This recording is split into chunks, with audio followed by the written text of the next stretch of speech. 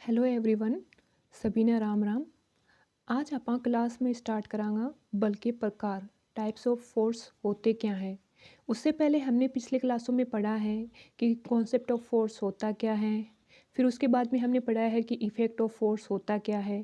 Finally जो बल की एक डेफिनेशन है वो निकल कर आई थी हमारी कि बल वह कारक है जो क्या करता है कि वस्तु की स्थिति में परिवर्तन करता है, उसकी गति में परिवर्तन करता है, गति की जो दिशा होती है उसमें परिवर्तन करता है और साथ ही साथ जो कोई भी वस्तु है उसके आकार या आकृति में परिवर्तन करता है।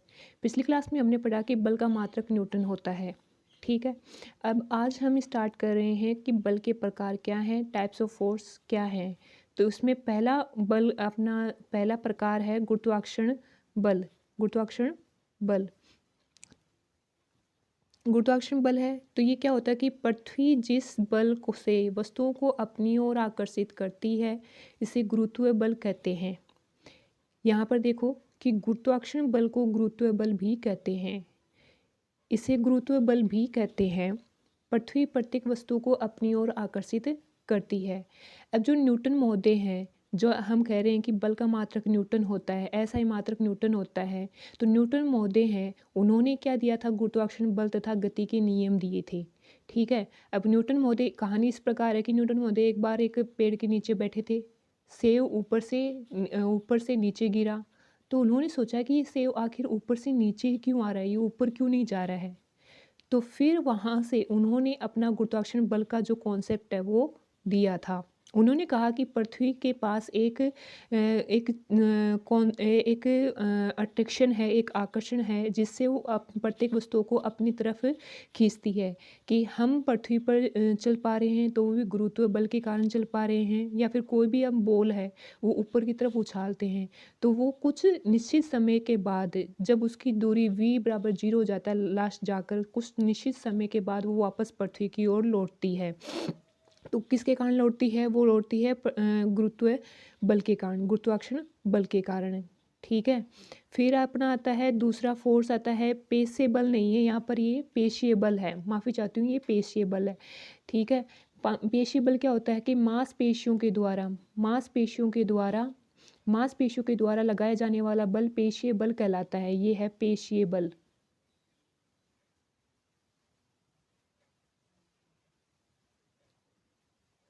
पेशीय बल, मांसपेशियों के द्वारा लगाए जाने वाले बल को क्या कहते हैं, पेशीय बल कहते हैं। पेशीय बल कौन कौन लगाते हैं, मानव और पशु दोनों ही क्या लगाते हैं, पेशीय बल लगाते हैं। ये पेशीय बल नहीं है, यहाँ पर ये पेशीय बल आएगा। पेशीय बल दोनों ही क्या लगाते हैं, पेशीय बल लगाते हैं।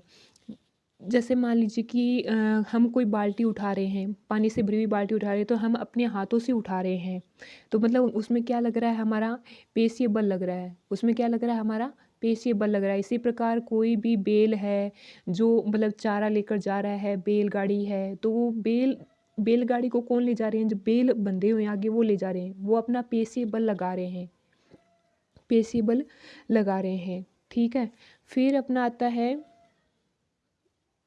एक सेकेंड, फिर नेक्स्ट अपना बल आता है स्थिर वैद्युत बल। स्थिर वैद्युत बल क्या होता है कि स्थिर वैद्युत आवेशों के मध्य लगने वाले बल को क्या कहते हैं, स्थिर वैद्युत बल कहते हैं। दैट सपोज मान लीजिए कि कभी देखा होगा आपने कि अपने जो कंघा होता है, उस कंघे को हम रूखे बालों में ऐसे लगाते हैं, बनाते हैं, बाल बनाते हैं। फिर उसको बार बार करने पर फिर जब हम कागज़ के टुकड़ों के पास ले जाते हैं तो वो कागज़ के टुकड़े उसकी तरफ क्या होते हैं, अट्रैक्शन करते हैं, उसकी तरफ क्या करते हैं, अट्रैक्शन करते हैं। मतलब क्या होता है कि उसमें आवेश आ जाता है, जिसके कारण क्या होता है कि वो स्थिर विद्युत आवेश होता है। तो स्थिर विद्युत बल क्या कहलाता है, स्थिर विद्युत आवेशों के मध्य लगने वाले बल को क्या कहते हैं, स्थिर विद्युत बल कहते हैं। फिर अपना आता है घर्षण बल। कि घर्षण बल क्या होता है, जब कोई वस्तु किसी सतह पर गति करती है तब उस सतह द्वारा गति के विपरीत दिशा में एक बल लगाया जाता है, इसे घर्षण बल कहते हैं। इसे क्या कहते हैं, घर्षण बल कहते हैं। दैट सपोज जैसे मान लीजिए कि अपने पास मान लीजिए कि एक बुक रखी हुई है मेज पर। ठीक है, मेज पर रखी हुई है। फिर मैं इस बुक को इस साइड खिसकाती हूँ, तो जैसे जैसे ये आगे बढ़ेगी तो जो बुक की जो नीचे वाली जो सतह है वो टेबल की जो ऊपर वाली सतह है उससे कनेक्टेड है। जैसे जैसे जाएगी तो ये जैसे ही पुस्तक आगे खिसकाएंगे तो ये मतलब रुकने की कोशिश करेगी, मतलब इसके पुस्तक के बीच में और जो टेबल है, जो सरफेस है, उसके बीच में एक बल कार्य करता है, वो होता है घर्षण बल।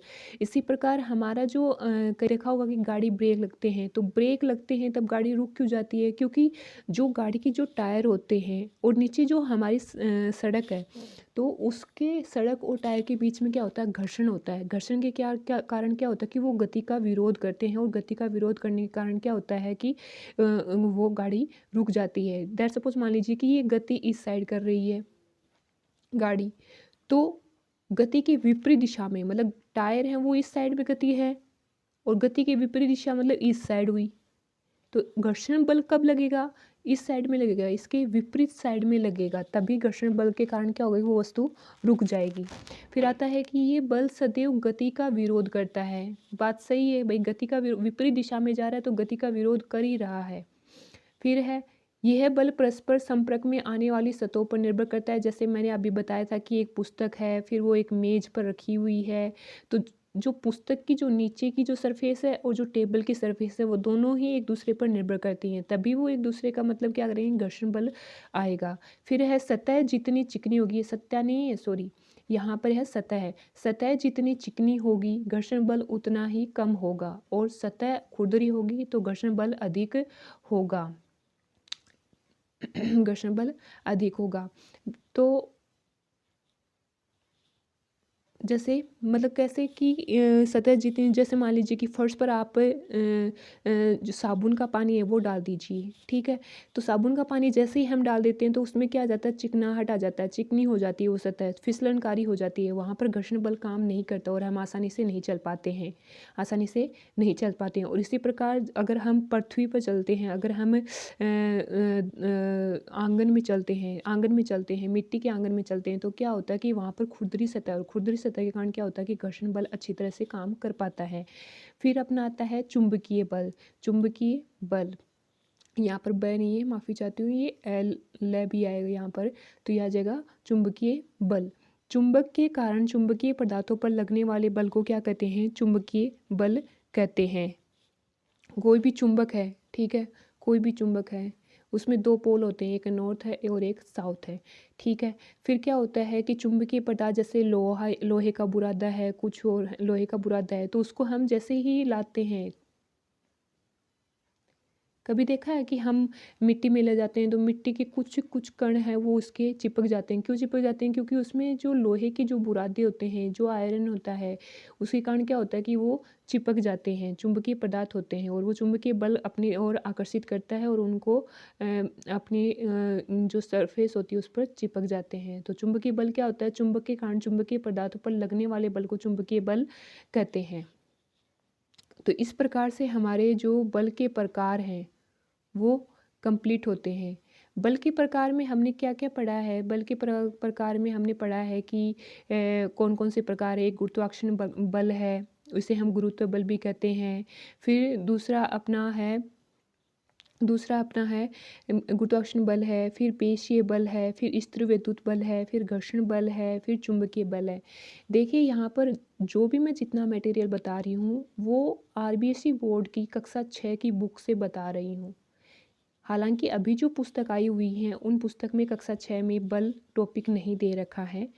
ये जो आज से 2-3 साल पहले की जो बुक थी, 3 साल पहले का जो सिलेबस था उसके अंदर ये दे रखा है, और पूरा एनसीईआरटी बेस है, पूरा आरबीएससी बोर्ड का इसमें दे रखा है।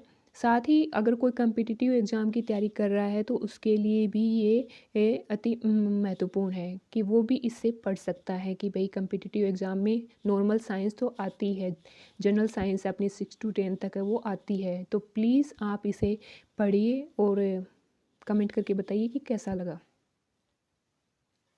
That's it.